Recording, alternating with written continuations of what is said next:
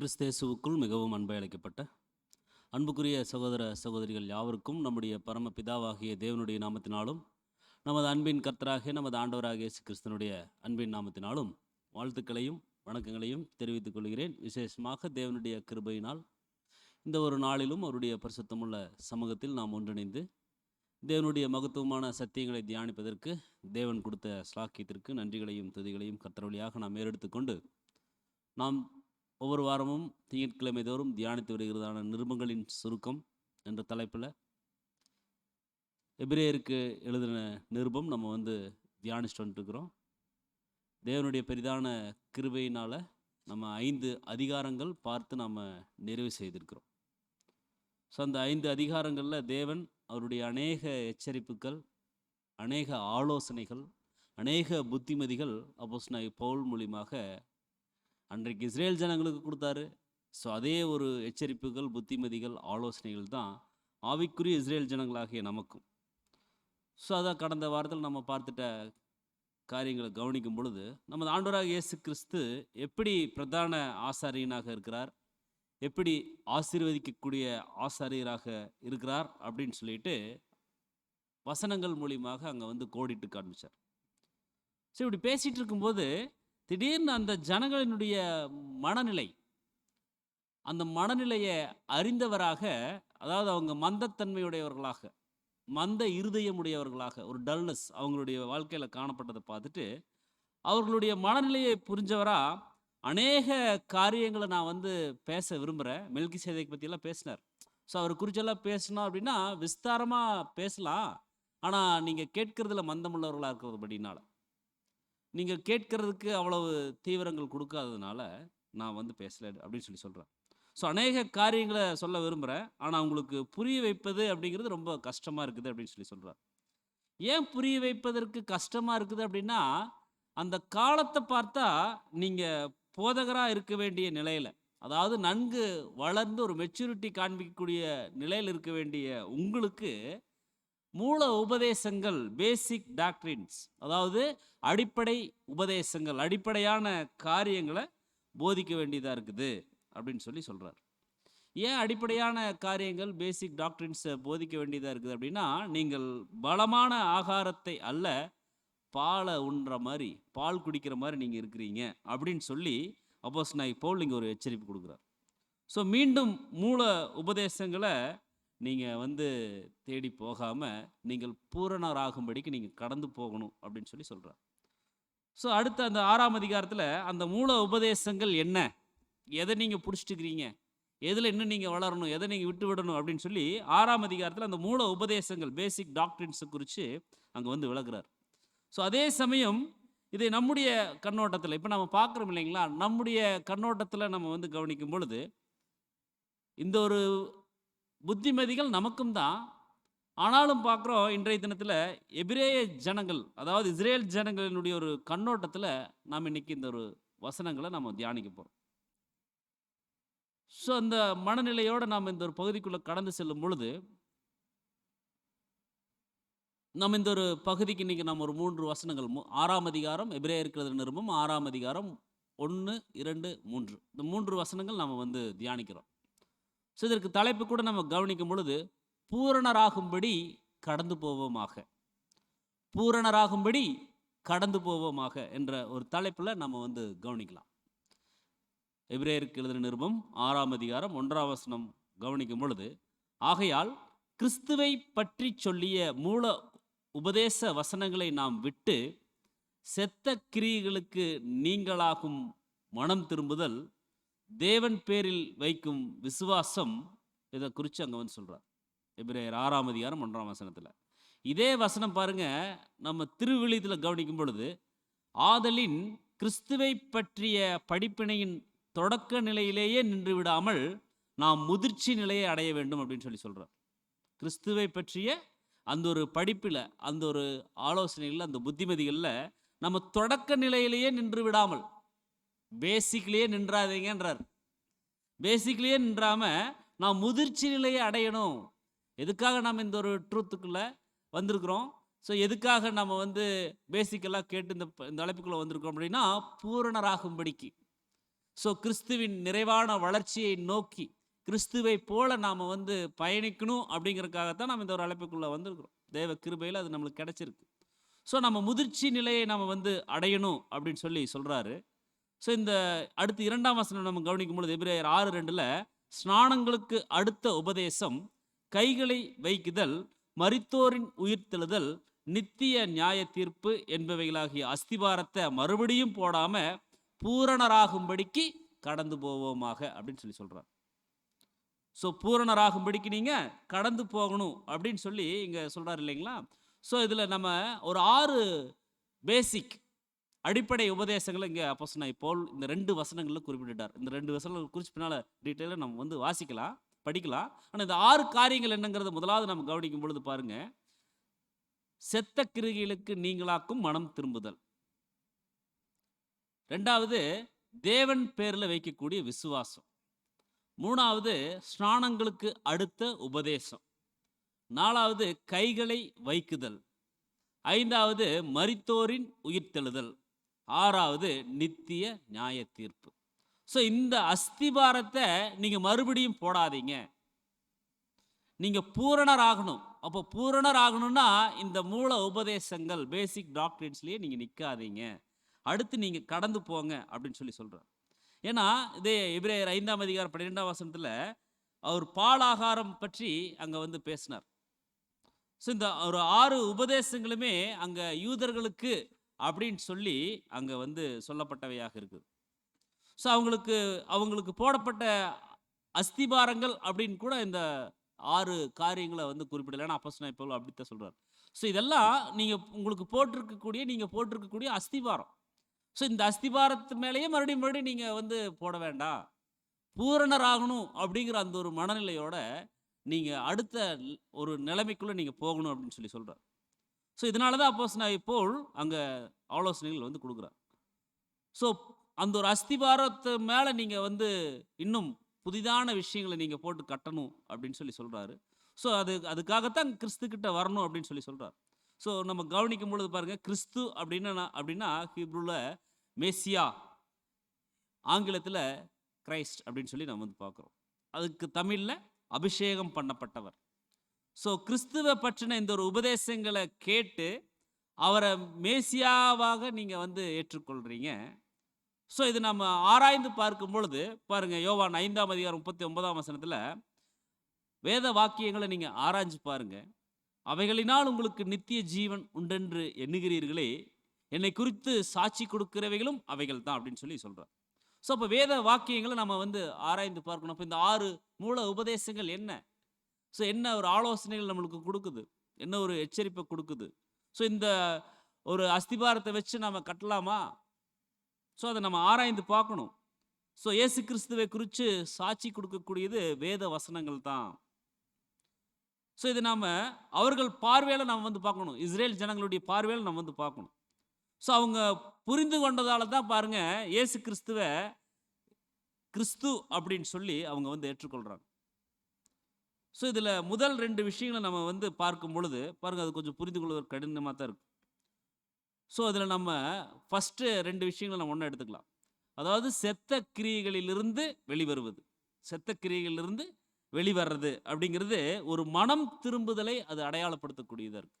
மனம் திரும்புதலை அது அடையாளப்படுத்தக்கூடியதாக இருக்குது அப்படிங்கிறத நம்ம வந்து பார்க்குறோம். அப்போ 2வது, மனம் திருந்தினா மட்டும் போதுங்களா? மொத்தம் 6 விஷயத்தில் இந்த செத்த கிரியையிலிருந்து திரும்புறது அப்படிங்கிறது, வெளிவர்றது அப்படிங்கிறது மனம் திரும்புதலை அது அடையாளப்படுத்தக்கூடியதாக இருக்குது. அப்போ மனம் திரும்பினால் மட்டும் போதுமா? 2 பாயிண்ட் அதுலேயே ஒன்றுலேயே வந்துருச்சு. 2 பாயிண்ட் அது 6ல் 2 உள்ளே வந்துருச்சு. செத்த கிரியையிலிருந்து வெளிவர்றதுங்கிறது மனம் திரும்பலை குறிக்குது. அந்த மனம் திரும்பினால் மட்டும் போதுமா அப்படின்னா அது போதாது. இப்போ அடுத்த ஒரு நிலைமைக்குள்ளே அங்கே கடந்து போகணும் அப்படிங்கிறத அங்கே வந்து சொல்லி புரிய வைக்கிறார். அப்போ மனம் திரும்பினா மட்டும் பத்தாது, தேவன் பேரில் தேவன் மேலே விசுவாசம் வைக்கணும். சரி, இந்த செத்த கிரியைகள் அப்படின்னா என்ன, அதை நம்ம எப்படி புரிஞ்சுக்கலாம்னா பாருங்கள், இந்த செத்த கிரியைகள் அப்படின்னா செத்தது அப்படின்னாலே ஜீவன் இல்லைன்னு தான் அர்த்தம். செத்தது அப்படின்னாலே ஜீவன் அது இல்லை அப்படின்னு தான் அர்த்தமாக இருக்குது அப்படிங்கிறதை நம்ம வந்து கவனிக்கிறோம். ஸோ செத்த கிரியைகள் அப்படிங்கிறத நம்ம வந்து புரிந்து கொள்ளணும், ஜீவன் இல்லை. அப்ப ஜீவன் இல்லைன்னா எந்த ஒரு ஆசீர்வாதமும் அதுல கிடையாது. ஸோ அப்படின்னா அந்த இஸ்ரேல் ஜனங்களுக்கு எது செத்தது போல இருந்துச்சு அப்படின்னா நியாயப்பிரமாணம்.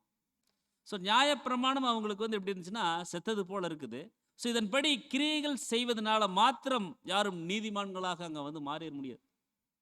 ஸோ அதை பற்றி தான் ரோமருக்கு அப்போஸ்தலனாகிய பவுல் வந்து ரொம்ப டீட்டெயில்டாக பேசுவார். எழுதும் பொழுது 4ஆம் அதிகாரம், 5ஆம் அதிகாரம், 6ஆம் அதிகாரம், இதெல்லாம் 7ஆம் அதிகாரத்துலலாம் பேசுவார் நியாயப்பிரமாணத்தை பற்றி. ஸோ நியாயப்பிரமாணத்தின் கிரிகள் எதுவும் தேவனுக்கு முன்பாக நீதிமான்களாக்குவதில்லை. அதை நாம் புரிந்து கொள்ளணும். ஸோ அதான் சொல்கிறார் ரோமர் 3:22, அது இயேசு கிறிஸ்துவை பற்றும் விசுவாசத்தினால பலிக்கும் தேவ நீதி தான் விசுவாசிக்கிற எவர்களுக்குள்ளும் எவர்கள் மேலும் அது பழிக்கும், வித்தியாசமே இல்லை அப்படின்னு சொல்லி சொல்றார். கொஞ்சம் புரிந்து கொள்வதற்கு கடினமாகத்தான் இருக்கு. பாருங்க, இயேசு கிறிஸ்துவின் மேல விசுவாசம் வச்சா மட்டும் நாம நீதிமான்களாக ஆக்கப்படுறோம் அப்படிங்கிறத நாம புரிந்து கொள்ளணும். அதோடு இயேசு கிறிஸ்து மேல மட்டும் விசுவாசம் வச்சா போதுமா அப்படின்னா இல்ல, தேவன் மேலையும் வைக்கணும். ஸோ தேவன் மேலையும் விசுவாசம் அங்கே வந்து வைக்கணும். அப்போ தான் நம்ம முழுமையான ஒரு நீதிமான்களாக மாற முடியும் அப்படிங்கிறது அங்கே வந்து சொல்கிறோம். ஸோ கிரியைகளுக்கு பலனளித்த காலம் வந்து அங்கே முடிஞ்சிருச்சு. அதை புரிய வைக்கிறார்.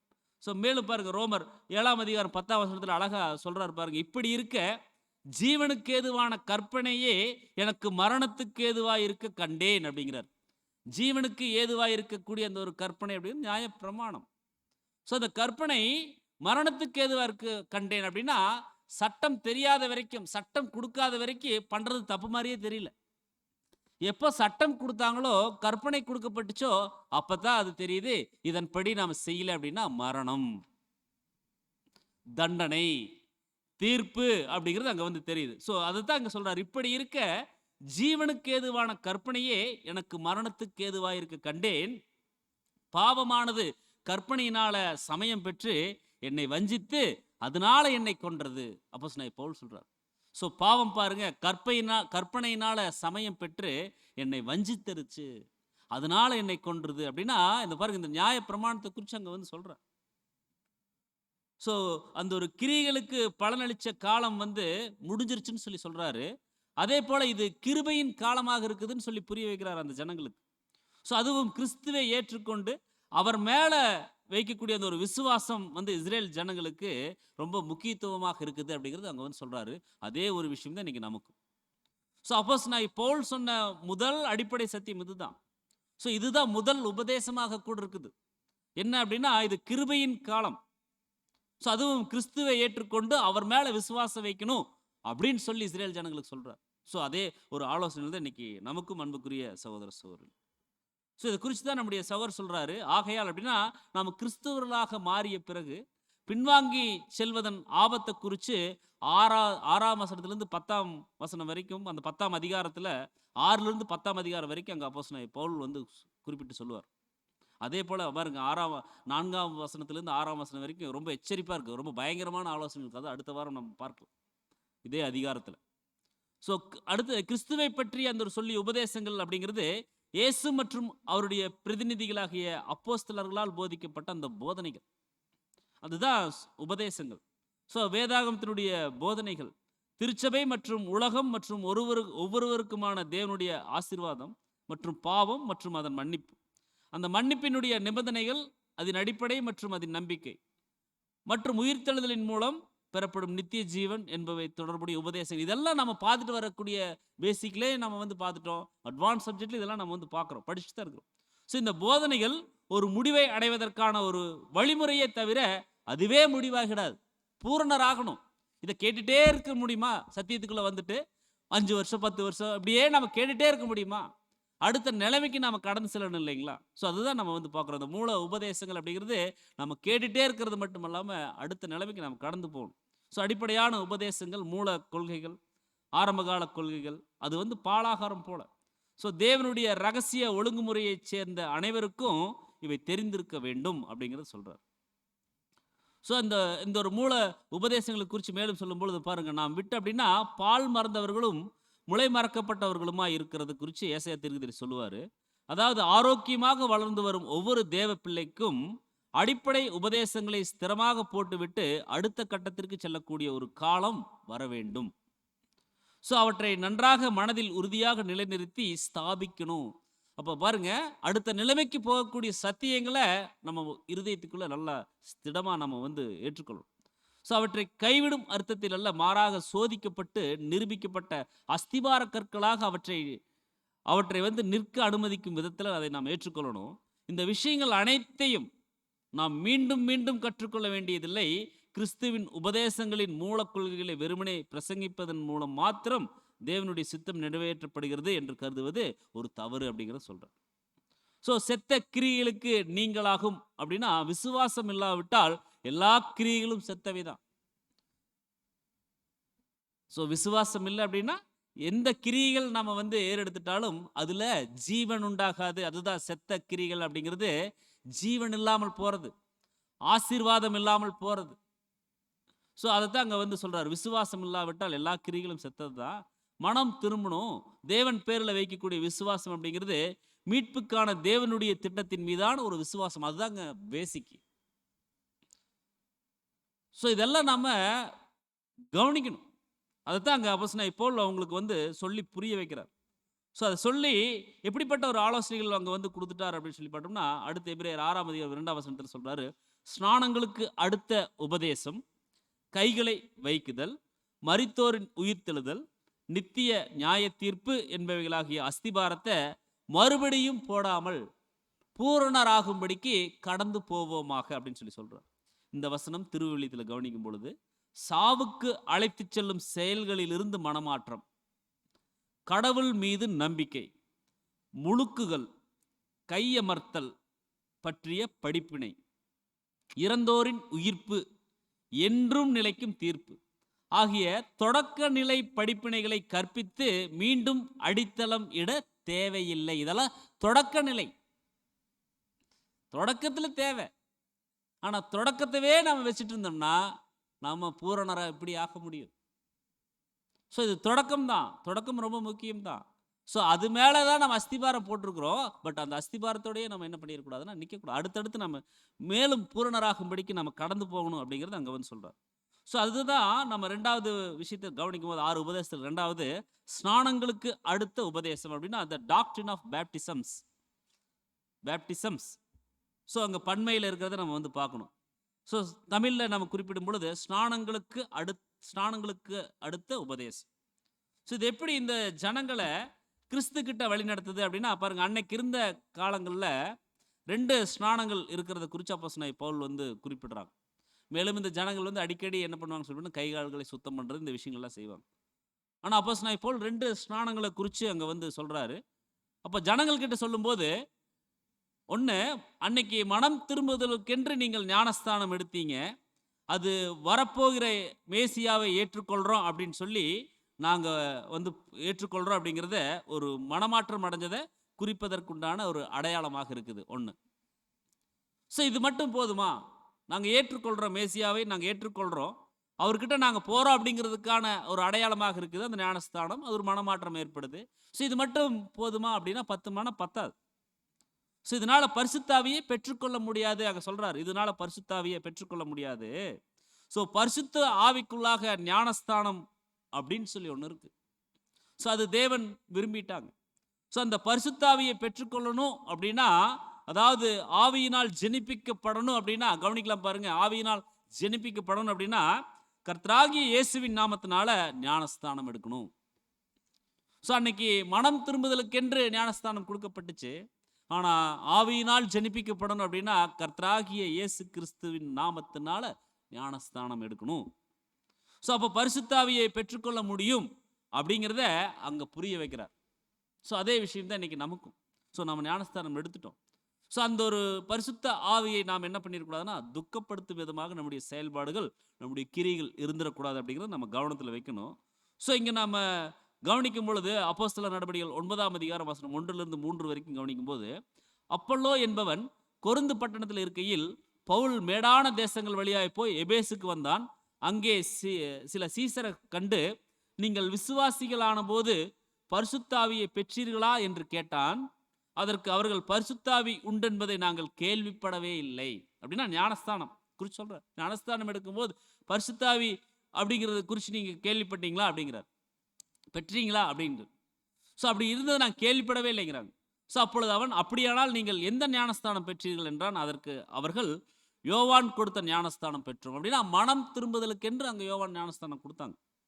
ஸோ மனம் திரும்பினா மட்டும் பத்தாது, அதைத்தான் அங்கே புரிய வைக்கிறார். பாரு எவ்வளோ ஒரு ஒரு அருமையான ஒரு கருத்து, எபிரேயருக்கு உண்டான விஷயங்களை இதாங்க அப்போஸ்தலனாகிய பவுலினுடைய அந்த ஒரு மைண்டு, அந்த பரிசுத்தாவினுடைய வழி நடத்துதல். அவர் பேசின வசனங்களுக்கு இன்னொரு இன்னொரு நிருபங்களில், இன்னொரு புத்தகங்களில் அவர் ஆலோசனைகள் கொடுக்குறார், அவரே கொடுக்குறார்.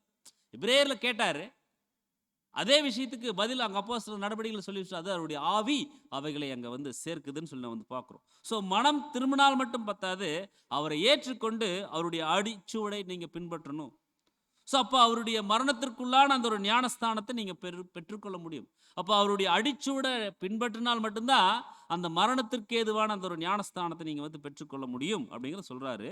அதே போல் பரிசுத்த ஆவியும் அப்போ தான் நீங்கள் பெற்றுக்கொள்ள முடியும். அது அந்த அந்த காரியங்களை நீங்கள் உணர்ந்து கொள்ளணும் அப்படிங்கிறாரு. மேலும் ரோமர் 6:3 சொல்றாரு பாருங்க, கிறிஸ்து இயேசுவுக்குள்ளாக ஞானஸ்தானம் பெற்ற நாம் அனைவரும் அவருடைய மரணத்திற்குள்ளாக ஞானஸ்தானம் பெற்றதை அறியாமல் இருக்கிறீர்களா? அறியாமல் இருக்கிறீர்களா? இதுவே ஒரு தனியான ஒரு பாடம் தான். ஸோ அறியாமல் இருக்கிறீர்களா அப்படின்னு சொல்லி பார்ப்போம். ஸோ அதுதான் அங்கே சொல்றாரு, நாம் அனைவரும் அவருடைய மரணத்திற்குள்ளாக ஞானஸ்தானம் பெற்றது நம்மளுக்கு தெரியாதா அப்படிங்கிறார். ஸோ மேலும் பிதாவின் மகிமையினால கிறிஸ்து மரித்தோரிலிருந்து எழுப்பப்பட்டது போல நாமும் புதிதான ஜீவனுள்ளவர்களாய் நடந்து கொள்ளும்படி அவருடைய மரணத்திற்குள்ளாக்கும் ஞானஸ்தானத்தினால கிறிஸ்து உடனே கூட அடக்கம் பண்ணப்பட்டோம். ஸோ இதை நீங்க அறியாமல் இருக்கீங்களா அங்க கேட்கிறார் அந்த ஜனங்கள்கிட்ட. ஸோ இன்னைக்கு அதே ஒரு பாயிண்ட் தான் இன்னைக்கு நமக்கும். ஸோ அவருடைய மரணத்திற்குள்ளாக்கும் அந்த ஒரு ஞானஸ்தானத்தில் கிறிஸ்து கூட அடக்கம் பண்ணப்பட்டிருக்கிறோம் நாம கிறிஸ்துவினுடன். ஸோ இது நம்ம அறியாமல் இருக்கிறோமா, அறியாமல் செயல்படுறோமா, நம்ம யோசிக்கணும். ஸோ யோவான் கொடுத்த ஞானஸ்தானம் வெறும் மனம் திரும்புதலுக்கானது. ஸோ சில யூதர்கள் இதை மட்டுமே பெற்றுட்டு அதுதான் பெருசுன்னு சொல்லி அவங்க இருக்கிறாங்க. ஆனால் இயேசு கிறிஸ்துவின் நாமத்தினால ஞானஸ்தானம் பெற்றுக்கொள்ளக்கூடிய விஷயங்கள் அது ஆசீர்வாதம். ஸோ ஆனால் அந்த யூதர்கள் அதை பெற்றுக்கொள்ளலை. ஸோ இதுதான் ஸ்நானங்களுக்கு அடுத்த அந்த உபதேசம். ஸோ நிறைய பேர் கவனிக்கும் பொழுது இயேசு கிறிஸ்துவை மேசியாவாக ஏற்றுக்கொண்டு பின்பற்ற ஆரம்பிக்கிறாங்க. ஆனால் மெஜாரிட்டி அல்ல, குறைவான பேர் தான், குறைவான பேர்கள் தான் என்ன பண்ணுறாங்கன்னு சொல்லி பார்த்தோம்னா அவங்க ஏற்றுக்கொள்கிறாங்க. ஸோ இது குறித்து மேலும் நம்ம கவனிக்கும் பொழுது பாருங்க, ஸ்நானங்கள் அப்படிங்கிறது நாம் ஞானஸ்தானத்தை நம்புவதையும் அதை கடைப்பிடிப்பதையும் நிறுத்தக்கூடாது. உயிர்த்தெழுதல் அப்படிங்கிறது இப்போது அறியாமையிலும் பாவத்திலும் நீதிமானாக்கப்படாத நிலையிலும் இருக்கும் பலரையும் பூரணப்படுத்துவது குறித்த ஒரு நம்பிக்கையா இருக்குது. ஸோ அந்த அஸ்திபாரத்தை அப்படின்னா நிச்சயமாக பெரும்பாலான கிறிஸ்தவர்கள் கட்டி எழுப்பப்படும் அஸ்திபாரத்தை விடவும் இது ஒரு பரந்த அஸ்திபாரம். கிறிஸ்தவ குணலட்சணத்தின் அஸ்திபாரத்தை என்றென்றும் போட்டுக்கொண்டே இருக்கக்கூடாது. நாம் கட்டத் தொடங்கும் முன்பே அஸ்திபாரம் நன்றாகவும் முறையாகவும் போடப்பட்டதாகவும் இருக்கிறது என்றது நாம் உறுதியாக உணரும் ஒரு காலம் வரணும். ஸோ அதை மறுபடியும் நாம் போடாமல் நிறுத்தி போடப்பட்டதை இடித்து விடுவதோ அல்லது வேறொரு அஸ்திபாரத்தை அமைக்க முயற்சிக்கவோ செய்யாமல் அவற்றை மீண்டும் தோண்டி எடுத்து புதிதாக போட வேண்டிய அவசியம் இல்லாமல் ஒருவன் ஒரு கட்டிடத்திற்கு அஸ்திபாரம் அமைத்த பிறகு ஓயாமல் அதை திரும்ப திரும்ப தோண்டி எடுத்து கற்களை வேறு வேறு வழியில் பொருத்த முயற்சித்து கொண்டிருந்தால் அந்த கட்டிடம் எவ்வளோ சீக்கிரத்தில் அது முடிக்கப்படுங்கிறத நம்ம யோசிக்கணும். ஸோ இது கடந்த காலத்திற்குரிய ஒன்றல்ல, எதிர்காலத்திற்குரியதுங்கிறார். ஸோ கிருபையிலும் சத்தியத்தை பற்றிய அறிவிலும் தொடர்ந்து வளர்ச்சி அடையணும். நமது குணநலன்களை வளர்த்து கொண்டு நம்முடைய கர்த்தரை போல் ஆவதற்கு இன்னும் அதிகமாக நம்ம முயற்சிக்கணும். அதுதான் நம்மளுக்கு நம்முடைய இந்த ஒரு அழைப்பில், இந்த ரோட்டத்தில் நம்ம சென்றடைய வேண்டிய இலக்கு என்னன்னா கர்த்தரை போல இருக்கணும், கர்த்தரை போல மாறணும். அதுதான் நம்முடைய இலக்கு. ஸோ புதிய சிருஷ்டிகளாக நமது சொந்த ரட்சிப்பை நிறைவேற்ற பிரயாசப்படணும். ஸோ நமது விசுவாசத்தை கட்டி எழுப்புவதை முழுமையாக்கும்படி முன்னேறி செல்லணும். இதெல்லாம் நம்ம கவனிக்கணும். ஸோ நம்ம போஷிக்கப்படணும், பலப்படுத்தப்படணும், பூரண நிலைக்கு, அதாவது பூரண புருஷராகும் வரைக்கும் வளர்ச்சி அடையணும். முழுமையான ஒப்பு கொடுத்தல் என்பது இந்த விஷயத்தின் ஒரு ஆரம்பமே தவிர முடிவல்ல. மரண பரியந்தம் நிலை நிற்பவங்க தான் ரட்சிக்கப்படுவாங்க. ஸோ உயிர்த்தெழுதலில் மட்டுமே அடையப்படக்கூடிய பூரணத்துவம் அது. ஸோ நாம் மூல உபதேசங்களை கடந்து முன்னேறி செல்லவில்லை என்றால் நாம் ஒருபோதும் பூரணத்துவத்தை அடைய மாட்டோம் அப்படிங்கிறார். ஸோ மூல உபதேசங்களையே நம்ம நின்றுட்டு இருந்தோம் அப்படின்னா அதில் ஒரு ஆசீர்வாதம் இருக்காது, அதுக்குள்ள ஜீவன் இருக்காது. அப்போ மனம் திரும்புதலும் அங்கே முடியாது, தேவன் பேர்லையும் விசுவாசம் வைக்க முடியாது. ஸோ அது ஒரு பூரணத்தை அடைய முடியாதுன்னு சொல்லி நம்ம வந்து பார்க்குறோம். அப்போ கடந்து போகணும், அப்போ முன்னேறணும் அப்படிங்கிறார். ஸோ போடப்பட்ட அஸ்திபாரத்தின் மேல் கட்டப்படுவோமாக.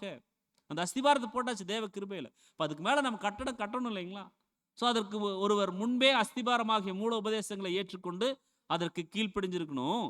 இல்லையே அதன் மேல் கட்டடம் கட்ட முடியாது. அஸ்திபாரத்தின் மீது முழு நம்பிக்கை வைத்து நாம் நமது கட்டுமானத்தை தொடரலாம், கண்டினியூ பண்ணிட்டே இருக்கலாம். ஸோ இதற்காகவே நாம் பின்னானவைகளை மறந்து முன்னானவைகளை நோக்கி நம்ம வந்து செல்கிறோம்.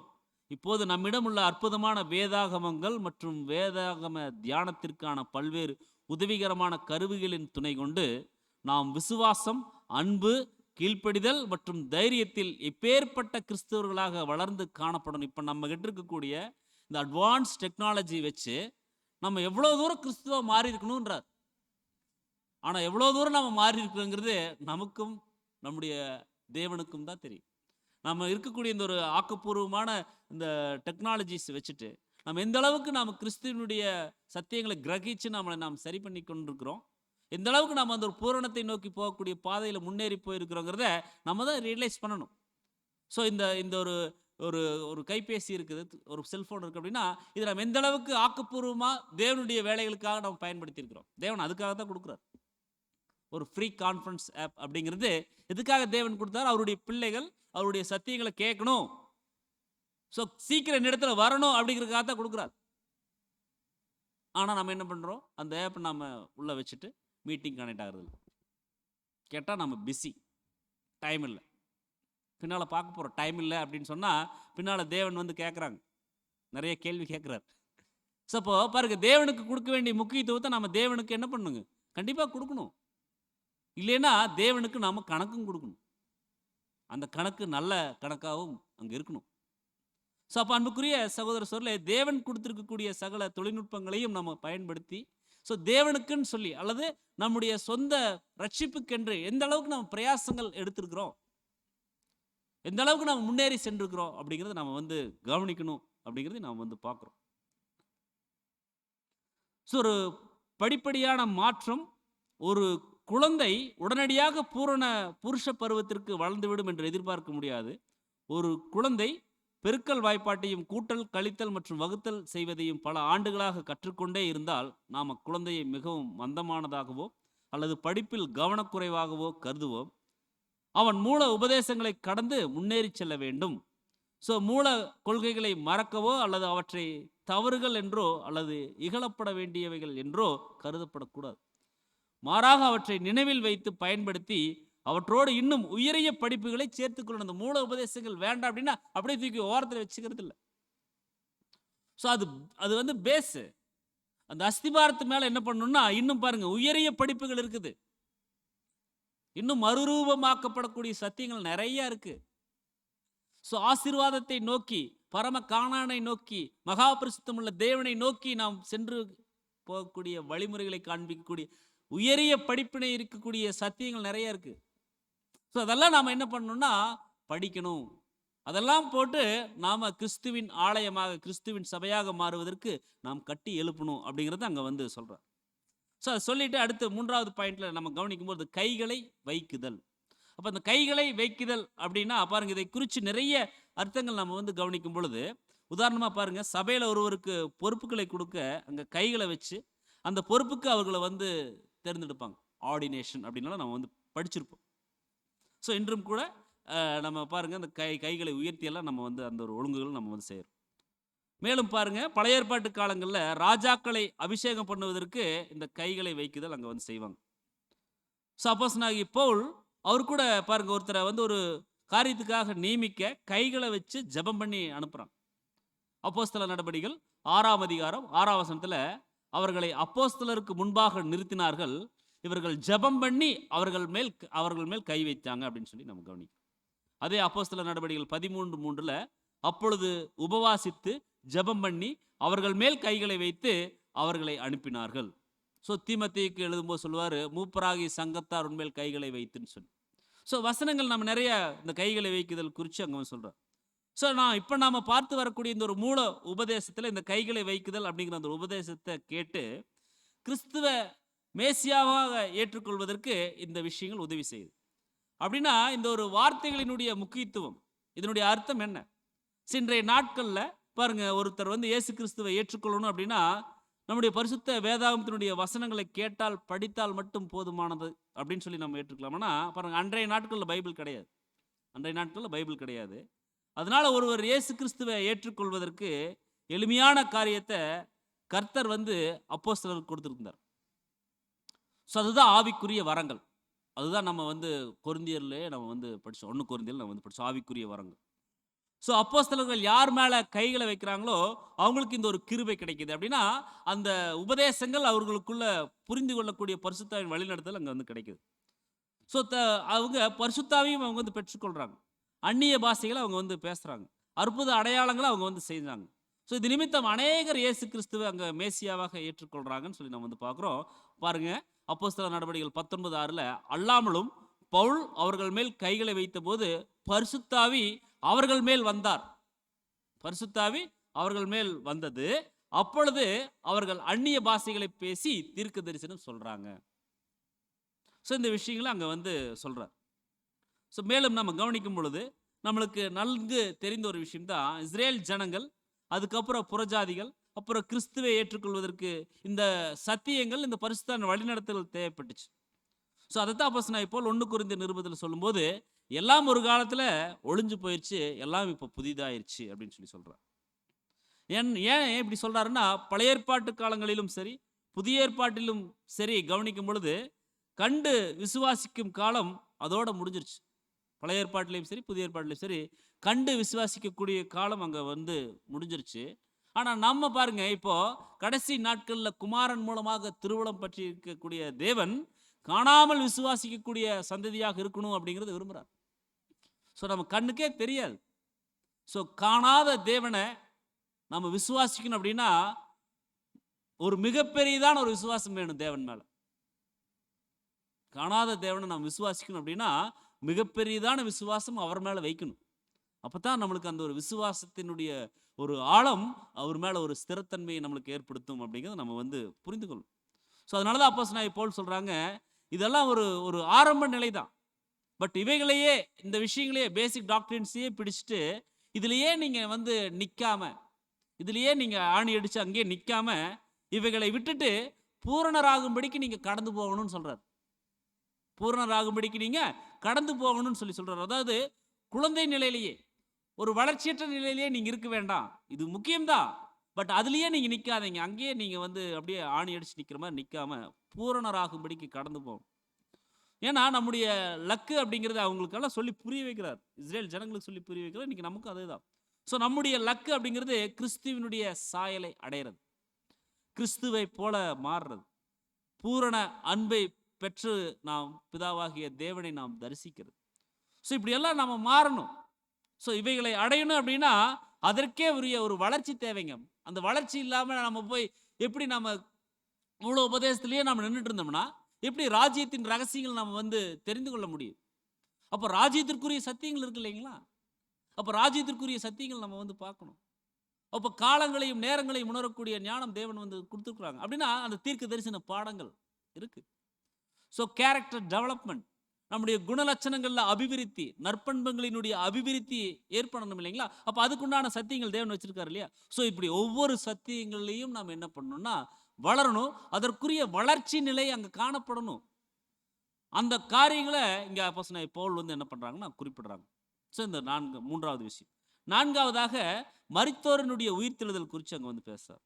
ஸோ மரித்தோரின் உயிர்த்தெழுதல் இது எப்படி கிறிஸ்துவை பற்றின அந்த ஒரு உபதேசம் அப்படிங்கிறத நம்ம வந்து கவனிக்கும் பொழுது பாருங்க, இஸ்ரேல் ஜனங்களுக்கு உயிர்த்தெழுதல் மேலே நம்பிக்கை இருந்துச்சா அப்படின்னு சொல்லி பார்க்கும் பொழுது இருந்துச்சு அப்படிங்கிறத நம்ம வந்து கவனிக்கலாம். எப்படின்னா பரிசேயர்கள் வந்து உயிர்த்தெழுதல் உண்டு அப்படின்னு சொல்லி போதிக்கிறாங்க.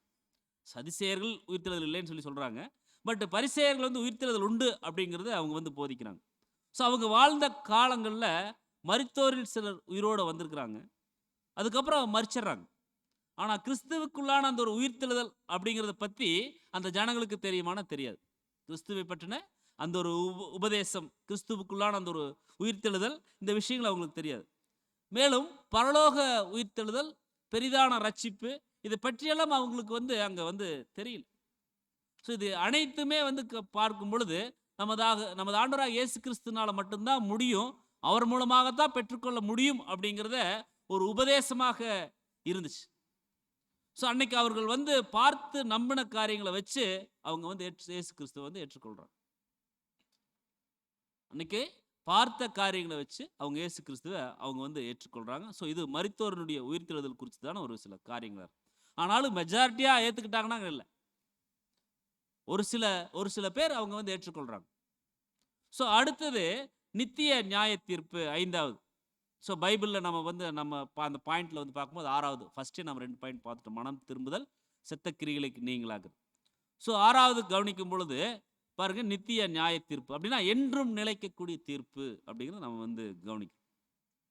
அப்படின்னா இங்கே ஃபர்ஸ்ட் அந்த லைனாக வரும் பொழுது பாருங்க, 2 உபதேசத்தை குறித்து நம்ம பார்த்துட்டோம். செத்த கிரிகள், மனம் திரும்புதல். அடுத்தது ஸ்நானங்களுக்கு அடுத்த உபதேசம், கைகளை வைக்கிறது. அடுத்தது மரித்தோரினுடைய உயிர்த்தெழுதல். அப்போ இப்போ கடைசியாக நாம் பார்க்கிறது நித்திய நியாய தீர்ப்பு. ஸோ இது அப்படிங்கிறதான அந்த ஒரு மூல உபதேசம். இது தமிழில் படிக்கும் பொழுது நித்திய நியாய தீர்ப்பு அல்லது என்றும் நிலைக்கும் தீர்ப்பு அப்படிங்கிறது ஏதோ ஒரு தண்டனை அப்படிங்கிறதாக, ஒரு நித்திய காலத்துக்குமான ஒரு தண்டனை அப்படிங்கிறதாக ஒரு புரிந்து கொள்ளக்கூடிய ஒரு அர்த்தமாக இருக்கு. ஆனால் கிரீக்கில் பார்க்கும் பொழுது நமது ஆண்டவராக இயேசு கிறிஸ்துவை மேசியாவாக ஏற்றுக்கொண்டவர்களுக்கு ஒரு நிலைமையை அது குறிக்கக்கூடியதாக இருக்குது. ஸோ இது நம்ம ஒரு நித்திய காலத்துக்குமான ஒரு தண்டனையாக இல்லாமல் ஒரு நிலைமையை அது குறிக்கக்கூடியதாக இருக்குதுங்கிறத நம்ம புரிந்து கொள்ளலாம்.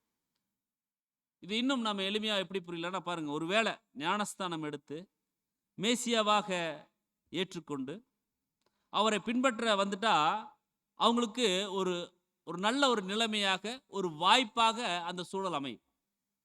ஸோ இந்த நிலைமையை விட்டுட்டு வேற எந்த ஒரு நிலைமைக்கும் போக முடியாது. உதாரணத்துக்கு கவனிக்கும் போது பாருங்க, ஒரு யூதர் கிறிஸ்துவை ஏற்றுக்கொண்டு அந்த ஒரு உடன்படிக்கை பண்ணிட்டு அவரை பின்பற்றும் சமயத்தில் திடீர்னு மனம் மாறி நாங்கள் பூமிக்குரிய உயிர்த்தெழுதலில் ஆசீர்வாதங்களை பெற்றுக்கொள்கிறேன் அப்படின்னு சொல்லி அவர் நினைச்சா அது தவறு. ஏன்னா ஆவியினால் ஜெனிப்பிக்கப்பட்ட பிறகு பின்வாங்கி போனால் அது ஒரு மோசமான நிலைமைக்கு அது கொண்டு போயிடும். இது நமக்கான ஒரு எச்சரிப்பு கூட. ஆவியினால் ஜெனிப்பிக்கப்பட்டு நம்ம பின்னோக்கி போயிட்டோம் அப்படின்னா அது மோசமான நிலைமை கொண்டு போயிடும். ஸோ இதைத்தான் அப்போஸ்தலனாகிய பவுல் சொல்லுவாங்க, கலப்பையின் மேலே கை வச்சு பார்த்துட்டு, அதாவது கலப்பையின் மேலே கையை வச்சுட்டு பின்னிட்டு பார்க்கிற எவனும் பரலோக ராஜ்யத்திற்கு தகுதி இல்லாதவங்க. ஸோ கலப்பையின் மேலே கை வச்சாச்சுன்னா உழுதுறணும். ஸோ சிலுவையில் ஏறியாச்சு அப்படின்னா ஒரு விஷயம் பாருங்க, புரிந்து கொள்ளலாம். கர்த்தர் சிலுவையில் ஏறினார் தேவ சித்தம் செய்வதற்கு. கர்த்தர் சிலுவையில் ஏறினார் தேவ சித்தம் செய்வதற்கு, மரிச்சுதான் அவர் இறக்குனாங்க. அதே போலதான் அன்புக்குரிய சகோதரர் சொல்ல, சிலுவையை எடுத்தாச்சு, நம்ம சிலுவையில் அறையப்பட்டுட்டோம் அப்படின்னா மரிச்சு தான் நம்மளை இறக்கணும். அப்படின்னா உலகத்தினுடைய விஷயங்களுக்கு நாம மரிச்சுதான் ஆகணும், உலகத்தினுடைய காரியங்களுக்கு நாம மரிச்சுதான் ஆகணும். கலப்பையின் மேல கை வச்சாச்சு, திரும்பி பார்க்க கூடாது. ரொம்ப முக்கியமான ஒரு காரியமா இருக்குது அன்புக்குரிய சகோதரர் சொல்ல. ஏன்னா அப்படி திரும்பி பார்த்துட்டோம்னா மறுபடியும் நம்மளை புதுப்பிக்கிறது கூடாத காரியம், ரெனிவிலே பண்ண முடியாது. ஸோ இந்த நித்திய நியாய தீர்ப்பு அப்படிங்கிறது எப்படி வந்திருந்தா நம்ம ரொம்ப புரிந்து கொள்ளும் போல இருக்கு அப்படின்னா பாருங்க, நித்திய நிலைமை அப்படின்னா ஃபைனல் டெசிஷன், கடைசி வாய்ப்பு. ஸோ இதைத்தான் அங்கே யூதர்களுக்கு சொல்றாரு. ஸோ ஒரு கடைசி ஒரு வாய்ப்பு இருக்கு, ஒரு நிலைமை இருக்கு. நீங்க மேசியாவை ஏற்றுக்கொண்டு பின்பற்றி வந்தீங்க அப்படின்னா உங்களுக்கு ஆசீர்வாதம், இது கடைசி வாய்ப்பு, இது ஃபைனல் டெசிஷன், நீங்க தான் எடுக்கணும் அப்படிங்கிறார். ஆனால் இது வெறும் அடிப்படையான அந்த ஒரு மூல காரணிகள், மூல உபதேசங்கள் அப்படிங்கிறத நீங்கள் புரிந்து கொள்கிறீங்க. ஆனாலும் அந்த ஒரு மூல உபதேசங்களையே நீங்கள் நிலைச்சு நிற்க வேண்டாம் அப்படிங்கிறார். ஸோ அதில் தடுமாற்றம் அடைய வேண்டாம். ஸோ விசுவாசம் இல்லாமல் நீங்கள் போயிடாதீங்க, விசுவாசம் வைங்க அப்படின்றார். ஸோ அது மட்டும் இல்லாமல் விசுவாசம் வைப்பதோடு மட்டும் இல்லாமல் இந்த நிலைமைகளை கடந்து எப்படி பூரணராகணும் அப்படிங்கிறது நீங்கள் யோசிங்க. தடுமாற்றம் அடையாமல் ஒரு மந்த இருதயம் உடையவர்களாக இல்லாமல் எப்படி அடுத்த ஒரு நிலைமைக்குள்ள போகணும், அடுத்த ஒரு வாய்ப்புகளுக்குள்ள எப்படி போகணும் அப்படிங்கிறத நீங்கள் யோசிங்க. அதே போல் நீங்கள் எட்டி பிடிக்க வேண்டிய அந்த ஒரு லக்கு, ஒரு எல்லை இருக்குது. ஸோ அதை நோக்கி நீங்கள் வந்து ஓடுங்க அப்படின்னு சொல்கிறார். இன்னைக்கு அதே ஒரு விஷயம் தான் நமக்கு. நம்ம எட்டி பிடிக்க வேண்டிய ஒரு லக்கு இருக்குது, ஒரு எல்லை இருக்குது. அதை நோக்கி நாம் வந்து போகணும். ஸோ நாமும் கிறிஸ்துவை ஏற்றுக்கொண்டு அவருடைய அடிச்சுவடுகளை நாம் வந்து பின்பற்றி வந்துட்டு இருக்கிறோம். ஸோ அவருடைய அடிப்படை சத்தியங்களை கேட்டு நன்கு தேறி இருக்கிறோம். உடன்படிக்கை செஞ்சுட்டு இன்னும் நம்ம வளரணும் அப்படின்னு நினச்சிட்டு இருக்கிறோம். ஆனால் எந்த அளவுக்கு வளர்ந்துருக்கிறோம்? இன்னைக்கு நம்ம சத்தியத்துக்குள்ள வந்து எவ்வளோ வருடங்கள் ஆயிடுச்சு. ஸோ நம்ம எந்த அளவுக்கு நம்ம வளர்ந்துருக்கிறோம் அப்படிங்கிறத நம்ம வந்து நினச்சி பார்க்கணும். ஸோ உலகத்தின் மீதும் உலகத்தினுடைய ஆசை இச்சைகள் மீதும் நமக்கு நாட்டம் இருந்துச்சு அப்படின்னா நம்ம இன்னும் கிறிஸ்துவ முறைப்படி அறியலேன்னு தான் அர்த்தம். கிறிஸ்துவ முறைப்படி அறியலேன்னு அர்த்தம். ஸோ ஏன்னா பாருங்க, நம்ம 1 யோவான் 2ஆம் அதிகாரம் 15லிருந்து 17 வரைக்கும் நம்மளுக்கு தெரியும். உலகத்திலும் உலகத்தில் இருப்பவைகளும் நீங்கள் அன்பு கூறாதிருங்கள். உலகத்தில் ஒருத்தங்க அன்பு வச்சா தேவன் மேலே அங்கே அன்பு இல்லாமல் போயிடும். ஸோ இதெல்லாம் அங்கே வந்து சொல்லுவார். ஸோ உலகத்தின் ஆசை அதனுடைய இச்சைகள் மீது நாம் நாட்டம் வைக்கக்கூடாது, அப்படி நாம் வாழ்ந்துடக்கூடாது அப்படிங்கிறத நாம் வந்து பார்க்குறோம். அப்படி வாழ்ந்துட்டோம் அப்படின்னா நம்முடைய அழைப்பின் உன்னதத்தை நாம் இழப்பவர்களாக நாம் மாறிடுவோம். ஸோ நம்முடைய பிதாவினுடைய அன்பு வேணும் அப்படின்னா உலகத்தின் மீது நாம் அன்பு வைக்கக்கூடாது. உலகத்தின் மீது அன்பு வச்சுட்டோம் அப்படின்னா பிதாவின் அன்பு நம்மக்கிட்ட இருக்காது. பாருங்க, பாதியிலேயே நம்ம வந்து இந்த ஓட்டத்தில் இருந்து நம்ம வெளியேற வேண்டிய சூழல் வந்துடும். உலகத்து மேலே நம்ம அன்பு வச்சிட்டோம் அப்படின்னா, உலகத்தினுடைய காரியங்கள் மீது நம்ம நாட்டை வச்சிட்டோம்னா பாதியிலேயே நம்ம வெளியே வர வேண்டியதாயிரும். ஏன்னா பாதியிலேயே ஏன் வெளியே வந்துடுவோம் அப்படின்னா, நமக்கு நியமித்திருக்கக்கூடிய அந்த ஓட்ட பந்தயத்தில், அந்த ஓட்டத்தில் நம்முடைய ட்ராக்கில் ஓடணும். அதுதான் ரொம்ப முக்கியம். ஓடுறோம் கரெக்டு, நமக்கு நியமித்த ட்ராக்கில் ஓடுறோமா? அப்போ ட்ராக் மாறி ஓடிட்டா அவுட், ப்ரைஸ் இல்லை, குவாலிஃபைடு இல்லை, தகுதியின்மை அங்கே ஏற்பட்டுரும். ஸோ அப்போ பாருங்க, நம்ம தக்கதாக ஓடணும்னு சொல்லி அப்போஸ்தலனாகிய பவுல் சொல்லுவாங்க. ஸோ நம்ம இந்த ஒரு ஓட்டப்பந்தயத்தில் பெற்றுக்கொள்ளும்படி ஓடணும். நமக்கு நியமித்திருக்கக்கூடிய அந்த ஒரு பாதையில் கர்த்தரை முன்னிறுத்தி நாம் ஓடக்கூடியவர்களாக இருக்கணும். ஸோ எந்த இடத்திலும் நாம் என்ன பண்ணிடக்கூடாதுன்னா அப்படியே ஸ்டேபிளாக அப்படியே நின்றக்கூடாது. அந்த பாதையில் தொடர்ந்து முன்னேறி போயிட்டே இருக்கணும் அப்படிங்கிறது நாம் வந்து பார்க்குறோம். ஏன்னா நம்ம கடக்க வேண்டிய, நாம் ஓட வேண்டிய லக்கு அப்படிங்கிறது வெகு தொலைவு இருக்குது. ஸோ தொலைவு இருக்குது. ஸோ ஆனால் நம்முடைய ரட்சிப்பு எப்படி இருக்குன்னு சொல்லி பார்த்தோம்னா மிக சமீபமாக இருக்குது அப்படின்னு சொல்லி நம்ம வந்து பார்க்குறோம். அதுதான் 5ஆம் அதிகாரத்தில் நம்ம வந்து படித்தோம், காலத்தை பார்த்தால் போதகராக இருக்க வேண்டிய உங்களுக்கு அப்படின்னு சொல்லி. ஸோ அப்போ காலத்தை பார்த்தா போதகரா அப்படின்னா பாருங்கள், நாம் நன்கு வளர்ந்து மற்றவங்களுக்கு சத்தியத்தை போதிக்கக்கூடிய நிலையில் இருக்க வேண்டிய நாம் அதற்கே உரிய ஓட்டத்தை ஓடாமல் உலகத்தில் அப்படியே தேங்கி நின்றுட்டு ஒரு மந்த நிலையில் இருந்துட்டு இருந்தோம் அப்படின்னா எப்படி நாம் வந்து பரம சிங்காசனத்தை நாம் சுதந்திரித்துக் கொள்ள முடியும்? காலத்தை பார்த்தா நன்கு வளர்ச்சி அடைஞ்சிருக்கணும். ஆனால் அப்படி இல்லாமல் நாம் தேங்கி நின்றுட்டு இருந்தோம் அப்படின்னா நாம் பூரணத்தை ஒருபோதும் பெற்றுக்கொள்ள முடியாது அன்புக்குரிய சகோதர சகோதரர்களே. ஸோ அதற்குரிய அர்ப்பணிப்பின் வாழ்க்கைக்குரிய ஒரு ஓட்டம் நம்முடைய வாழ்க்கையில் இருக்கணும். ஸோ அதைத்தான் தேவன் வந்து என்ன பண்ணுறாங்கன்னு சொல்லி பார்த்தோன்னா பார்க்குறாங்க. ஸோ அன்னைக்கு பாருங்கள், அவங்க யூதர்கள் கிறிஸ்துவை ஏற்றுக்கொள்றதுக்கு சொல்லப்பட்ட அந்த ஒரு அடிப்படை காரியங்கள் தான் இந்த ஒரு உபதேசங்கள். ஸோ இதை நாம் பிடிச்சிட்டு இதிலேயே நின்றுட்டு இருக்கக்கூடாது. அது அங்கே அப்போஸ்தலனாகிய பவுல் சொல்கிறாங்க, இதவே பிடிச்சிட்டு அப்படியே நின்றுட்டு அதே அஸ்திபாரத்தில் நீங்கள் அசையாமல் நின்றுட்டு இருந்தீங்கன்னா பிரயோஜனம் இல்லை. ஸோ நமக்கான எச்சரிப்பு இப்படி தான் இருக்குது. ஸோ நம்ம கடந்து போகணும். ஸோ நம்ம எதை வச்சு கடந்து போகணும் அப்படின்னா அவருடைய சத்தியங்கள் வச்சு நம்ம கடந்து போகக்கூடியவர்களாக இருக்கணும் அப்படின்னு சொல்லி அந்த உபதேசங்களை குறித்து சொல்லி அந்த பகுதி நிறைவு செய்கிறார். இது சொல்லிட்டு அடுத்து பாருங்க, ஒரு அருமையான ஒரு ஆலோசனை சொல்றார். எபிரேயர் 6ஆம் அதிகாரம் 3ஆம் வசனத்தில், தேவனுக்கு சித்தமானால் இப்படியே செய்வோம் அப்படின்னா பூரணர் ஆவோம். அஸ்திபாரத்தை மறுபடியும் போட மாட்டோம். இன்னும் ஸ்ட்ராங்காக நாங்கள் கட்டி இன்னும் முன்னேறி செல்லணும் அப்படிங்கிறத நீங்கள் சொல்லுங்க. எப்படி சொல்லுங்க அப்படின்னா தேவனுக்கு சித்தமான இப்படியே செய்வோம்னு சொல்லுங்கன்ற.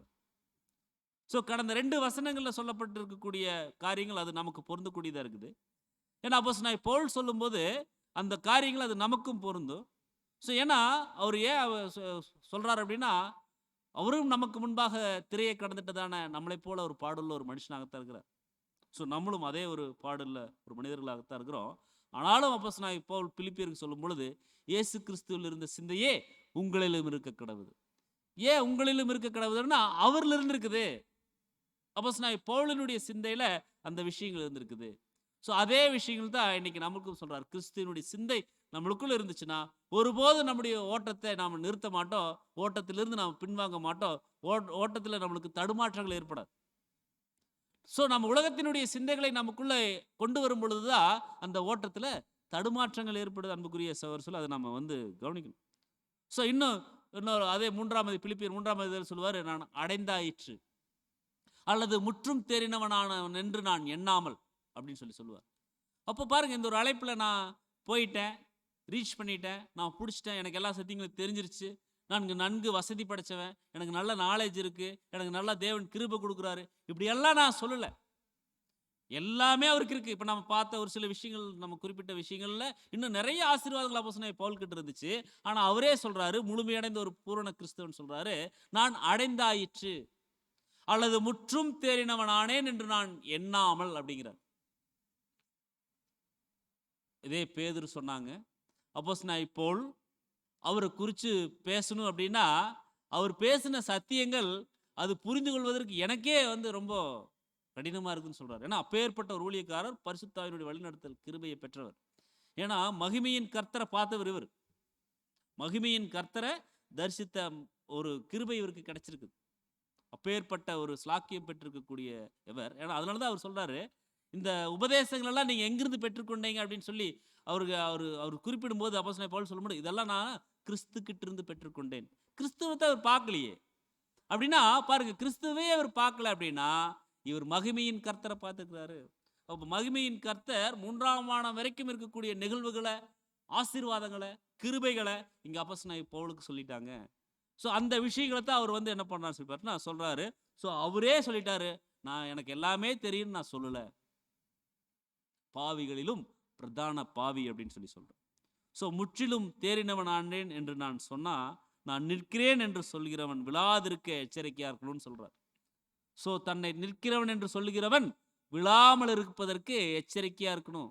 எனக்கு எல்லாம் தெரியும், நான் செய்யறதெல்லாம் கரெக்டு, இப்படியெல்லாம் நாம் என்ன பண்ணக்கூடாதுன்னா இந்த அழைப்பில் வந்துட்டு சொல்லக்கூடாது. ஸோ தேவன் பேசும் பொழுது, தேவன் ஆலோசனைகள், புத்திமதிகள் கொடுக்கும் பொழுது தாழ்மையோடு ஏற்றுக்கொள்ளக்கூடிய ஒரு மனப்பக்குவம் ஒவ்வொரு அர்ப்பணிக்கப்பட்ட தேவனுடைய பிள்ளைகள் கிட்டையும் வேணும்.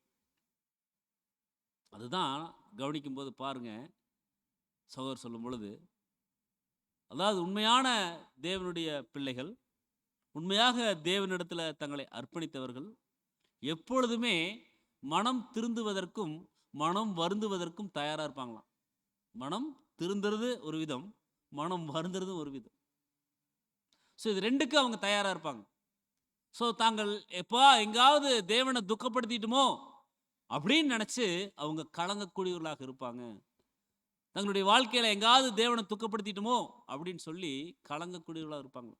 அப்போ பாருங்க, எப்பவும் அந்த ஒரு பய உணர்வு, தேவன் மீது அந்த பய உணர்வு, ஸோ அந்த அச்ச உணர்வு, தேவனுக்கு கொடுக்கக்கூடிய அந்த ஒரு கணம், அந்த ஒரு மதிப்பு, அந்த ஒரு மரியாதை தங்களுடைய அன்றாட செயல்பாடுகளில் தொடர்ந்து இருக்கணும் அர்ப்பணிக்கப்பட்டவர்கிட்ட. ஏனோ தானோன்னு சொல்லி இந்த ஒரு வாழ்க்கையை வாழக்கூடாது. அதுக்காக தேவன் இவ்வளோ கஷ்டப்பட்டு நம்மளை வந்து பிரித்து எடுக்கல இந்த உலகத்திலிருந்து. அவ்வளோ சீக்கிரம் நான் வந்துட்டேங்களா?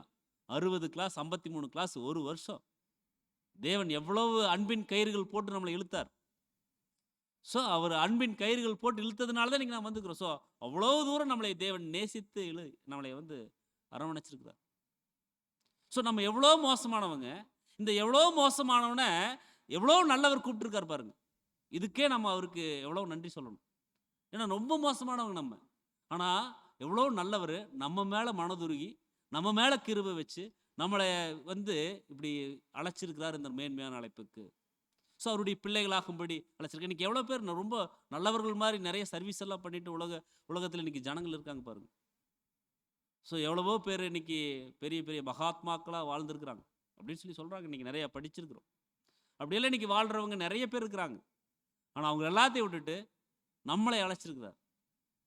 ஸோ அப்போ தேவன் நம்மக்கிட்ட எவ்வளோ மேன்மையான விஷயங்களை எதிர்பார்த்துட்டு இருக்கிறார். ஸோ அதுக்கெல்லாம் நம்ம எந்த அளவுக்கு நம்ம உண்மையுள்ளவர்களாக நம்ம வந்து இருக்கணும் அப்படிங்கிறத நம்ம வந்து பார்க்கணும். ஸோ ரொம்ப எச்சரிக்கை உணர்வோடு இந்த ஒரு ஓட்டத்தில் விழாமல் நம்மளை நாம் தற்காத்து கொள்ளணும் அப்படிங்கிறத நம்ம வந்து பார்க்கணும். ஸோ தேவனுக்கு சித்தமானா அப்படி செய்யணும் அப்படின்னு சொல்கிறார். ஸோ இந்த வசனங்களில் ஒரு ஒன்னஸ், ஒரு ஒற்றுமை உணர்வு அங்கே இருக்கிறத நம்ம வந்து பார்க்குறோம். இந்த இஸ்ரேல் ஜனங்கள், அந்த யூத ஜனங்கள் அவங்ககிட்ட பேசிட்டு வராரு. ஸோ இப்போ அடுத்து அவங்களுக்கு சொன்னாரு, நீங்க கடந்து போகணும் பூரணத்தை நோக்கின்னு. ஸோ அதே விஷயம் நமக்கும் சொல்றாரு. ஸோ அப்படி சொல்லிட்டு, நீங்க அப்படியே செய்வீங்களா? அப்படிங்கிறதே அங்க வந்து கேட்கிறாரு. ஒரு ஒற்றுமையோட இருந்து செய்யணும் அப்படிங்கிறாரு. இன்னைக்கு நமக்கும் அதுதான். அப்படியே நாம செய்யணும் அப்படின்னு சொல்லி தேவன் நம்மளுகிட்ட எதிர்பார்க்கிறார். ஸோ தேவனுக்கு சித்தமானால் அப்படிங்கிறத குறித்து நம்ம பார்க்கும் பொழுது, பாருங்க தேவன் ஒரு சிலருக்கு ஒரு சில கிருபைகளை அவருடைய சித்தத்தின்படி அவர் வந்து பகிர்ந்து கொடுப்பார். ஸோ அவர்கள் அந்த ஒரு லக்கை நோக்கி வரக்கூடிய அந்த ஒரு பாதையில அந்த லக்கை அடைவதற்கு, அந்த கோலை ரீச் பண்றதுக்கு அவர் வந்து சித்தம் வச்சிருப்பார். ஒரு சிலர் அழைக்கப்பட்டவர்கள், தெரிந்து கொள்ளப்பட்டவர்கள், அப்போ உண்மை உள்ளவர்கள். இந்த நிலைமையெல்லாம் நம்மளுக்கு தெரியும். ஸோ அந்த அதுல ஒரு சிலருக்கு அவர் தேவன் சித்தம் வச்சிருப்பார். ஒரு சிலருக்கு தேவன் சித்தம் வைக்கிறதில்லை. ஏன் இப்படி வந்து நம்ம வந்து புரிந்து கொள்ளணும் அப்படின்னா பாருங்க, லக்கை அடைவதற்கு யார் ஒருத்தர் முயற்சிகளையும் அதற்குரிய எல்லா அனுபவங்களையும் பெற்றுக்கொள்வதற்கு தயாரா இருக்கிறாங்களோ, மற்றும் எல்லா காரியங்களையும் செய்வதற்கு அவங்க வந்து தயாரா இருக்காங்களோ, அவங்க மேல மாத்திரம் தேவன் சித்தம் வச்சிருக்கிறாரு. ஸோ அதுதான் உண்மையுள்ளவர்கள் வெகு சிலர். உண்மையுள்ளவர்கள் வெகு சிலர். ஒருத்தர் முயற்சிகளையே எடுக்கல, அழைப்புக்குள்ள வந்துட்டாரு, இருக்கிறாரு, எந்த முயற்சியும் எடுக்கல, ஏதோ வார வாரம் மீட்டிங் வராரு போறாரு, அவ்வளோதான். இடநாள் கூடுகை கலந்துக்கிறாங்க. மற்ற எந்த ஒரு ஊழியத்தினுடைய விஷயங்கள்ல அல்லது பலியின் வாழ்க்கையில அவருடைய அன்றாட நிகழ்வுகளில் முன்னேற்றம் இல்லை அப்படின்னா அதுல பிரயோஜனம் இல்லை. அப்ப பாருங்க, நம்ம நேரம் எந்த அளவுக்கு தேவன் கொடுத்த அந்த நேரத்தை அவருடைய சத்தியத்தை நாம் படிப்பதற்கு எந்த அளவுக்கு நாம் பயன்படுத்துறோம், எந்த அளவுக்கு தேவனை பற்றி அறிந்து கொள்வதற்கு, நம்முடைய குணலட்சணங்களை மென்மேலும் வளர்ச்சி அடைவதற்கு, கிறிஸ்துவை போல மாறுவதற்கு எந்த அளவுக்கு தேவ சமூகத்தில் நாம் உட்கார்றோம், எந்த அளவுக்கு அவர்கிட்ட இருந்து கிருபைகளை நம்ம வாங்கியிருக்கிறோம். ஸோ இதெல்லாம் நம்ம வந்து யோசிக்கணும். இதெல்லாம் நாமளே சிந்திச்சு பார்க்கணும். அப்போ முயற்சிகள் எடுக்கணும். தேவனுடைய தெய்வீக திருவசனங்களை கற்றுக்கொள்வதில் முயற்சிகள் நாம் எடுக்கணும். ஏன்னா நீதியின் வசனங்கள்ல உடையவர்களாக நம்ம வந்து மாறணும். காலத்தை பார்த்தா போதகராக இருக்கணும். ஸோ நீதியின் வசனங்களில் நாம் பழக்கப்பட்டவர்களாக நாம் வந்து இருக்கணும். ஸோ அதற்கு உண்டான பிரயாசங்களை நாம் வந்து ஏறெடுக்கக்கூடியவர்களாக இருக்கணும். அவர்கள் மேலே தேவன் சித்தம் கொள்ளக்கூடியவராக இருக்கிறாரு. அவங்களுக்கு தான் தேவன் எண்ணற்ற கிருபைகளை கொடுக்குறார். ஏன்னா தேவ சித்தம் எவருடைய வாழ்க்கையில் இருக்குதோ அவங்களுக்கு எண்ணற்ற கிருபைகளும் இருக்குது. ஸோ அவர்களுடைய மனநிலையை தேவன் பார்க்கக்கூடியவராக இருக்கிறார். ஸோ இந்த அழைப்புக்குள்ளே வந்ததுக்கப்புறம் அதனுடைய முக்கியத்துவத்தை புரிஞ்சுட்டு, ஸோ இந்த அழைப்பின் மீது ஒரு விருப்பம் வைக்கணும். ஃபர்ஸ்ட் ஒரு அழைப்பின் மீது விருப்பம் வைக்கணும். அந்த விருப்பம் தொடர்ந்து அவருடைய வாழ்க்கையில செயல்பட்டு கொண்டே இருக்கணும். ஏன்னா பாருங்க, நம்மளுக்கு முதல் அழைப்பு கொடுக்கப்பட்ட உடனே நம்ம சிலுவை எடுத்துட்டு வந்துட்டோம். அப்படி சிலுவை எடுத்துட்டு வர்றேன்னு சொல்லிட்டு வந்த உடனே அந்த சிலுவை மீது விருப்பம் கொள்ளக்கூடியவர்களாக இருக்கணும். ஏதோ தெரியாம சிலுவை எடுத்துட்டேன் அப்படிங்கிற மாதிரி இருக்கக்கூடாது. ஸோ அந்த சிலுவையை ரொம்ப ஆர்வமா ஆவலா என்ன பண்ணணும்னா பார்க்கக்கூடியவர்களாக இருக்கணும். அதுதான் ஆசீர்வாதம். ஸோ அந்த சிலுவையை குறித்ததான நோக்கம் நம்முடைய வாழ்க்கையில நிறைவேறும் விதமாக நாம் வந்து நடக்கணும். ஸோ இதுதாங்க நம்முடைய அழைப்பினுடைய மேன்மையை மற்றும் அழைப்பினுடைய உன்னதமான நோக்கமாக இருக்கு. ஸோ இதெல்லாம் புரிந்து நாம் இந்த ஒரு ஓட்டத்தில் ஓடணும். அப்போ தான் நாம் சரியாக லக்கை நோக்கி ஓட முடியும். ஸோ தன்னுடைய அழைப்பினுடைய நோக்கம் மேன்மையே உணராதவங்கனால எப்படி லக்கை நோக்கி ஓட முடியும்? கிடைச்ச திசையில் ஓட வேண்டியதுதான். கண்ணுக்கு தெரிகிற திசையில் ஓட வேண்டியது. இப்போ கண்ணுக்கு தெரியக்கூடிய திசையிலெல்லாம் ஓடுனா லக் இருக்குமானா இருக்காது. இப்போ பேட் லக் தான். அதிர்ஷ்டம் இல்லாமல் போயிடும், ஆசீர்வாதம் இல்லாமல் போயிடும், அதில் ஜீவன் இல்லாமல் போயிடும். அன்புக்குரிய சகோதர சோர்ல, ஸோ இந்த அந்த ஒரு லக்கு மற்றும் அழைப்பினுடைய உன்னதத்தை உணர்ந்தவர்களால தான் என்ன பண்ண முடியும்னா அவங்களுடைய வாழ்க்கையில் தேவ சித்தம் செயல்படுவதற்கு அங்கே ஈடுபட முடியும். மேலும் கவனிக்கும் போது பாருங்க, வேறு சிலரை வந்து அழைப்புக்குள்ள வந்து உடன்படிக்கையும் செஞ்சுட்டு ஸோ எந்த ஒரு கிரியைகளும் அவங்களுடைய வாழ்க்கையில் இருக்காது. ஸோ அந்த ஒரு அழைப்பினுடைய மேன்மையில் ஒரு விருப்பமே இருக்காது. ஏதோ அவங்க சொன்னாங்க, ஏதோ அன்னைக்கு கேட்ட ஒரு விருப்பத்தில் கேட்டுட்டேன். இங்கே உள்ளே வந்ததுக்கப்புறம் சிலுவை அன்றாடம் எடுக்கிறது ரொம்ப சிரமமாக இருக்குது. அல்லது நான் வரும்போது இருந்த ஒரு ட்ரூத்து சகோதர சகோதரிகள் இருந்தாங்க, இப்போ வேற மாதிரி சகோதர சகோதரிகள் மாறிட்டாங்க. அப்போ இதெல்லாம் நடக்கத்தான் செய்யும் அன்புக்குரிய சொல்ல வரும்போது. அதான் நம்ம பேசிக்கலாக கேட்டு வரும்போது எல்லாம் பல சகோதர சகோதரி சொல்ல சொல்ல கேட்டது. ஸோ உங்களை எல்லாம் பார்த்தா தேவதூதர்கள் மாதிரி இருந்துச்சுங்க அப்படிம்பாங்க. உள்ளே வந்ததுக்கப்புறம் அவங்களுடைய குணலட்சணம் ஒரு மாறுபாட்டுக்காக, குணலட்சணத்தில் மென்மேலும் வளர்ச்சி அடையணுங்கிறதுக்காக தேவன் ஒரு சில அனுபவங்கள் அவங்களுடைய வாழ்க்கையில், அர்ப்பணிப்பின் வாழ்க்கையில் உள்ளே வந்ததுக்கப்புறம் கொடுக்கும் பொழுது, அதே சகோதர சகோதரிகள் வேற மாதிரி தெரியும், வேற மாதிரி பார்ப்பாங்க. ஸோ இதெல்லாம் எதற்காக? ஒரு ஒரு சபைக்குள்ள ஒரு சில அனுபவங்கள் தேவன் வந்து கொடுக்குறாங்க அப்படின்னா, அது எதற்காகன்னா ஒவ்வொருவருடைய குணலட்சண வளர்ச்சிக்கினுடைய மேம்பாட்டுக்காக தான் கொடுக்குறார். அதை ஃபர்ஸ்ட் நாம் உணரணும். அது உணராம நம்மளால எந்த ஒரு நல்ல கிரியைகளையும் ஏறெடுக்க முடியாது பிரியமான சகோதர சகோதரிகளே.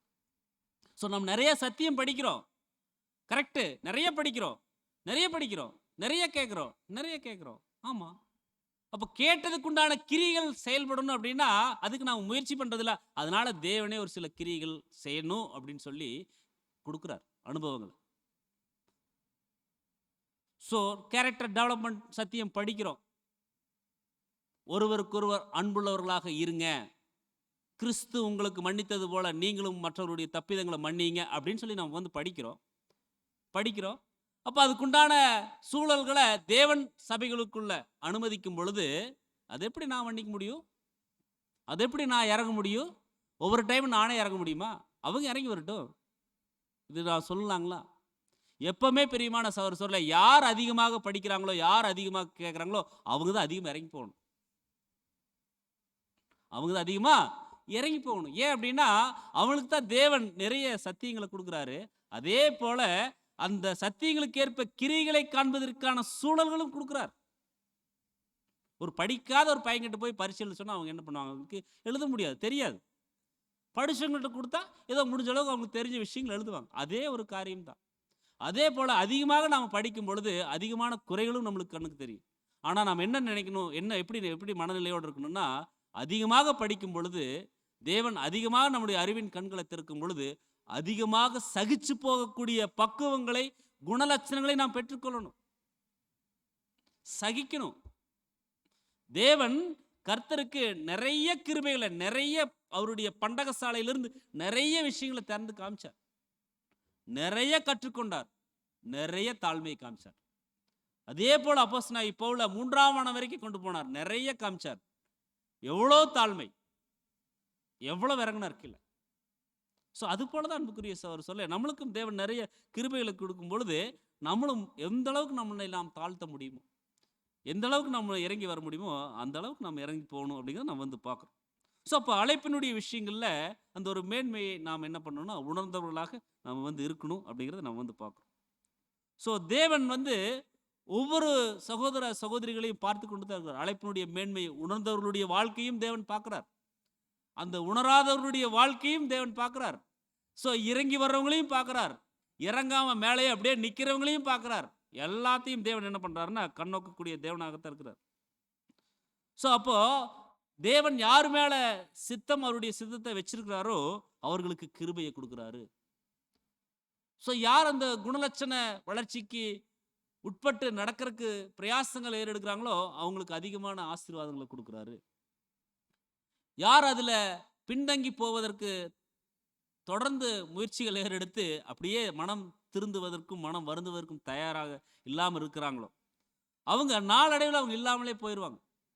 ஸோ அதைத்தான் அங்கே வந்து சொல்கிறார், தேவனுக்கு சித்தமான எப்படியே செய்வோம். அப்போ தேவ சித்தம் அவருடைய வாழ்க்கையில் நடைபெறலைன்னா அவங்க எப்படி அந்த பரலோக வாய்ப்புக்குள்ள, பரலோகத்துக்குள்ள அவங்க போக முடியும்? மேன்மையான அந்த ஒரு ஸ்லாக்கியத்துக்குள்ள எப்படி போக முடியும்? ஏன்னா அவங்களுடைய வாழ்க்கையில் தேவ சித்தம் நடைபெறுவதற்கு அனுமதிக்கிறதே இல்லை. ஸோ அனுமதிப்பவருடைய வாழ்க்கை தான் ஆசீர்வதிக்கப்படும், அவங்க தான் மேன்மையான ஸ்லாக்கியங்களுக்கு போக முடியும். ஸோ தேவன் நம் ஒவ்வொருவருக்குமே ஒவ்வொரு அவருடைய தெய்வீக திட்டத்தில் நமக்குண்டான ஒரு பங்கை வச்சிருக்கார். அதை நாம் யோசிக்கணும்.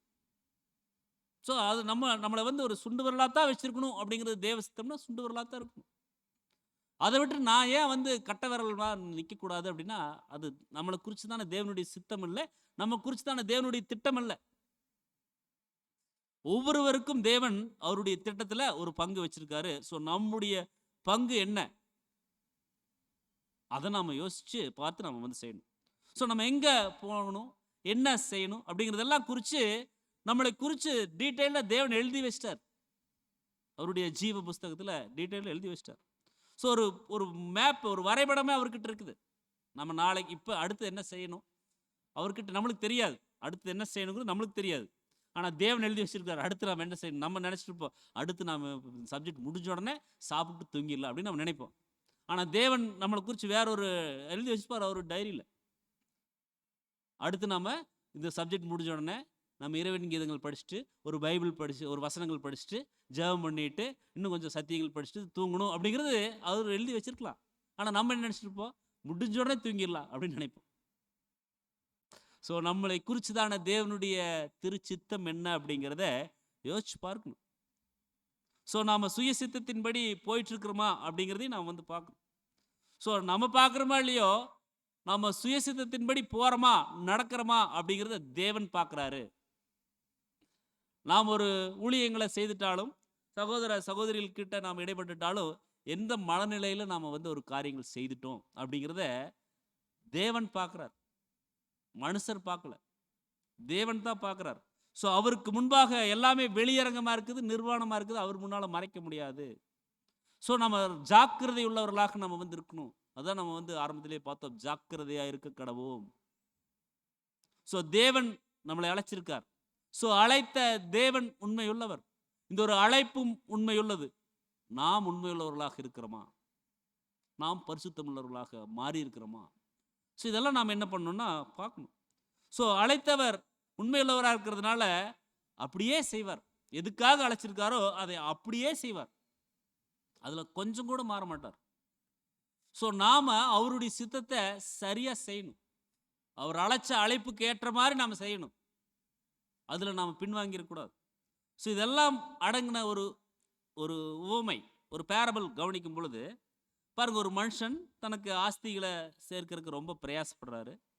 அப்படி சேர்த்துட்டு இருக்கும்போது இது நிறைய சேர்ந்துருச்சு. லூக்கால வரும், நிறையா சேர்ந்துருச்சு.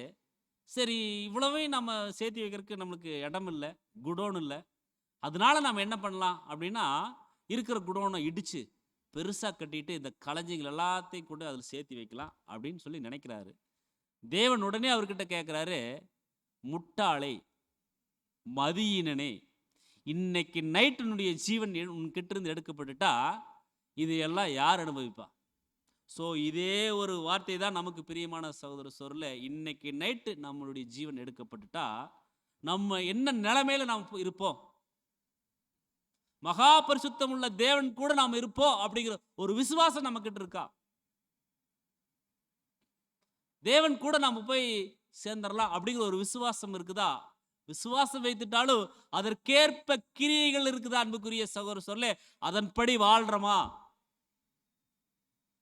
அப்ப பாருங்க, தேவன் கிட்ட கிருபை கேட்கணும். அப்பா, இன்னைக்கு நைட் நான் என்னுடைய ஜீவன் எடுக்கப்பட்டுட்டா நான் உங்க கூட வந்துடணுமா? வந்துட முடியுமா? ஒரு கிருபை கொடுக்க முடியுமா? கிருபை கிடைக்குமா? அதற்குண்டான கிரியைகள் என்னுடைய வாழ்க்கையில இருந்துருச்சா? இல்லைன்னா கிருபையா இறங்குங்க கேட்கணும். கிருபையா தாங்க கேட்கணும். விடாமல் கேட்கணும். தேவன் கிருபை செய்ய வல்லவராக இருக்கிறார். ஏன்னா அழைச்சிருக்கிறார், அவர் தான். ஸோ அழைச்சிருக்கிறாருன்னா சும்மா அழைக்கல, அந்த அழைப்பை அந்த ஒரு ஆசீர்வாதத்தை கொடுக்கறதுக்காக அழைச்சிக்கிறார். ஸோ அதை இழந்து போகக்கூடாது. அன்புக்குரிய சகோதரர் சொல்ல, பரிதாபமான நிலைமைக்கு நாம் வந்து போயிடக்கூடாது. ஸோ நீ உயிரோட இருந்தா நல்லது. அங்கே அந்த ஒரு உவமையில் பார்க்கும்போது, ஸோ இதெல்லாம் அனுபவிக்கிறதுக்கு நீ உயிரோடு இருக்கணும் இல்லையா? இன்னைக்கு நைட்டு உன்னுடைய நிலைமை எடுத்துக்கொள்ள, அதாவது இறந்துட்டா என்ன ஆகும்? ஸோ பிரசங்கியும் சொல்லுவார், நீ என்னத்தை சம்பாரிச்சு வச்சுட்டாலும் அதை அனுபவிக்கக்கூடிய ஒரு சக்தி, ஒரு பலன் தேவன் தான் கொடுக்கணும். நம்ம எவ்வளோ பெரிய கோடீஸ்வரராக இருந்துட்டாலும், இல்லை நம்மளுக்கு என்ன விஷயங்கள் இருந்துட்டாலும் அதை அனுபவிப்பு இருக்கு. அதை நம்ம பயன்படுத்துறதுக்கு சக்தியை தேவன் தான் கொடுக்கணுங்க. சக்தி இல்லாமல் நம்ம ஒரு பைக் வாங்கி வச்சுட்டு நம்மளுக்கு ஓட்ட தெரியாது, அதில் தாங்கி பிடிக்கிற கூட சக்தி இல்லை, என்ன பண்ண முடியும்? ஸோ இதெல்லாம் நம்ம வந்து உணரணும். அன்புக்குரிய சொல்ல, இன்னைக்கு அவருடைய சத்தத்தை நம்ம கேட்டிருக்கிறோம் அப்படின்னா அந்த சத்தத்திற்கு நாம் செவி கொடுக்கணும். ஸோ நம்ம தேவனுக்கு சித்தமானா அப்படியே செய்யணும், அப்படியே செய்கிறோம் அப்படின்னு சொல்லி நாம் தேவனிடத்துல சொல்லக்கூடியவர்களாக இருக்கணும். ஸோ யோசித்து நம்ம வந்து செயல்படணும். இந்த ஒரு ஓட்டத்தில் பாருங்கள், யாரும் தன்னிச்சையாக ஓடிட முடியாது. தேவ கிருபை இல்லாமல் ஓட முடியாது. ஸோ தேவ கிருபையை பெற்றுக்கொண்டு தான் ஓட முடியும் அப்படிங்கிறத நம்ம வந்து பார்க்குறோம். அப்படி தேவ கிருபையில் ஓடுனாத்தான், தேவ கிருபையில் ஓடுனாத்தான் ஜெயிக்கவும் முடியும், நமக்கான பந்தய பொருளை பெற்றுக்கொள்ளவும் முடியும். ஸோ அதான் ரோமர் 9:16 சொல்கிறார். ரொம்ப அருமையான ஒரு வசனம் பாருங்க. ஆகையால் விரும்புகிறவனாலும் அல்ல, ஓடுகிறவனாலும் அல்ல, இறங்குகிற தேவனாலேயாம். பவர் பாயிண்ட்ல இருக்காது அந்த வசனம், ரொம்ப அருமையான ஒரு வசனம். ஆகையால் விரும்புகிறவனாலும் அல்ல, ஓடுகிறவனாலும் அல்ல, இறங்குகிற தேவனால தான், இரக்கம் காண்பிக்கக்கூடிய தேவனால தான், மகா பரிசுத்தமுள்ள தேவனால தான், அவர் இரக்கங்களில் ஐஸ்வர்யம் உள்ளவராக இருக்கிறார். அவர்னால தாங்க எல்லாம் ஆகும். ஸோ நம்ம என்ன ஓடிட்டாலும் என்ன விரும்பிட்டாலும் தேவனால தான் ஆகும். ஏன்னா அவர் தான் இரக்கங்களின் தேவன், அவர்னால தான் இறங்க முடியும். நம்மளுடைய வாழ்க்கை முறை கவனிக்கும் பொழுது வேற யாரும் நம்ம கிட்ட எல்லாம் இவ்வளவு தூரம் இறங்கி வரமாட்டாங்க. தேவன் தான் இறங்க முடியும். தேவனால தான் இவ்வளவு தூரம் நமக்கு இறங்கி இப்படிப்பட்ட கிருபைகளை கொடுக்க முடியும். அன்புக்குரிய சகோதரர் சொல்ல, ஏன்னா அவர் இரக்கமே உருவான தேவன். ஸோ அவர்னால தான் எல்லாமே கூடும். ஸோ நம்முடைய விருப்பம், நம்முடைய ஓட்டம், அவர் நம்முடைய வாழ்க்கையில் என்னென்ன செய்யணுங்கிற சித்தம், இது எல்லாமே நமக்கு என்ன வாய்க்கணும், என்ன என்ன கிடைக்கணும், இது எல்லாமே நம்மளுக்கு தேவன் வந்து வச்சிருக்காங்க. ஸோ அது எல்லாத்தையும் நாம் ஜாக்கிரதை உணர்வோடு இருந்து நாம் சுதந்திரித்துக் கொள்ளக்கூடிய சுதந்திரவாளிகளாக இருக்கணும். அப்படின்னா அதுக்கு நாம் என்ன செய்யணும்னா, கர்த்தர் போல நம்ம வந்து நடக்கணும். கர்த்தர் காண்பித்த வழியில் நாம் நடக்கணும். அவருடைய அடிச்சூடுகளை நாம் வந்து பின்பற்றி நடக்கக்கூடியவர்களாக இருக்கணும். ஸோ ஜாக்கிரதையுள்ள உணர்வோடு இந்த ஓட்டத்தில் ரொம்ப பொறுமையோட கிறிஸ்து போல நாம் ஓடக்கூடியவர்களாக இருக்கணும். ஸோ ஒருவேளை இந்த ஒரு ஜாக்கிரதை உணர்வும் அவருடைய சித்தத்தின்படி நாம் செய்யாமல் இருந்துட்டா என்னென்ன அபாயங்கள், டேஞ்சர்ஸ் உண்டாகும். இந்த ஜாக்கிரதை உணர்வு இல்லாமல், அழைப்பினுடைய மேன்மை உணராமல், தேவ சித்தம் நம்முடைய வாழ்க்கையில் செயல்படுவதற்கு அனுமதிக்காமல் நாம் இருந்துட்டோம், வாழ்ந்துட்டோம், கவனக்குறைவாக இந்த அர்ப்பணிப்பின் வாழ்க்கையில் ஓடிட்டோம் அப்படின்னா என்னென்ன அபாயங்கள் ஏற்படும் அப்படிங்கிறதான் அடுத்து வரக்கூடிய வசனங்களில் அவர் 4 அவர் வந்து பேசுவார். அது ரொம்ப எச்சரிப்பான ஒரு வசனம். தொடர்ந்து தேவன் அனுமதிக்கும் பட்சத்தில் அடுத்த வாரம் அந்த வசனங்களை நாம் தியானிக்கலாம். பொறுமையோடு கேட்ட நம் அனைவரையும் தேவன் ஆசீர்வதித்து வழிநடத்துவாராக. ஆமென்.